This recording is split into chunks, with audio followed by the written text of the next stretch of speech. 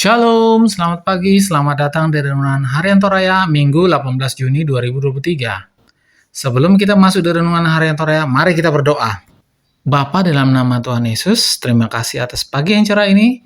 Kami bisa menghirup udara yang segar. Kami akan baca firman-Mu, biarlah firman-Mu ini tetap tinggal di hati kami, dan kami lakukan setiap hari di dalam nama Tuhan Yesus. Haleluya, haleluya, haleluya, amin. Pembacaan kita terdapat pada Mazmur 56 ayat 1 sampai 10. Mazmur 56 ayat 1 sampai 10. Bisa juga dibaca Mazmur 56 ayat 1 sampai 13. Kepercayaan kepada Allah dalam kesusahan.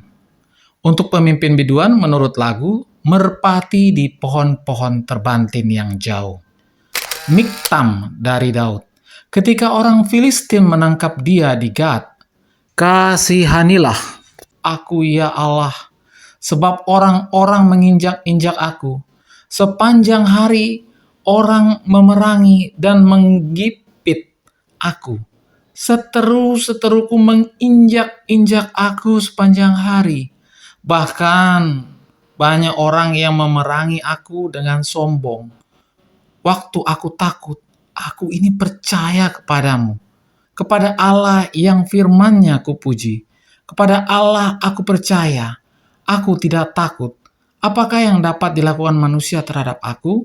Amin, firman Tuhan. Tema hari ini adalah percaya kepada Allah. Dalam sebuah pertempuran, seorang tentara Amerika bernama Ryan Masyedi ditangkap oleh musuh mereka, dibawa ke markas pertahanan lawan, dan diejek oleh tentara musuh.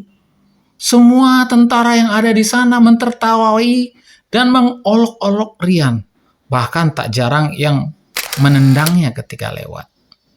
Dalam keadaan demikian, Ryan merasa sangat menderita. Dan dalam hati merasa ketakutan. Karena sendiri di tengah-tengah musuh. Namun ia kembali kuat karena ia percaya bahwa akan ada bala pertolongan yang akan datang menyelamatkannya. Akhirnya, benar, para tentara Amerika dengan persenjataan lengkap datang menyelamatkannya. Daud juga mengalami kondisi yang sulit seperti itu. Ia ditangkap oleh tentara Filistin di daerah Gad. Ia ditangkap dan diolok-olok, bahkan diinjak-injak sepanjang hari oleh tentara Filistin. Tentu sangat kasihan ketika seorang raja tertangkap dan dihina seperti itu. Orang-orang Filistin menyombongkan diri atas Daud dan umat Tuhan, ayat yang kedua sampai ketiga. Walaupun Daud diliputi ketakutan, namun dia tetap percaya kepada Tuhan, ayat yang keempat. Dengan iman yang kokoh, Daud tidak mengalah atas penindasan dan penghinaan yang dialaminya. Dia tetap dalam kerendahan hati menaruh percaya bahwa Tuhan yang diyakini bahwa dialah yang akan membalas penghinaan dan kesombongan orang Filistin itu. Daud sungguh yakin akan pertolongan Tuhan yang akan melepaskannya dan akan mengembalikan keadaan umatnya.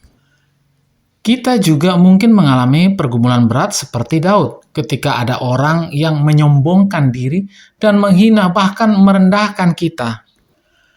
Yesus berkata, barang siapa meninggikan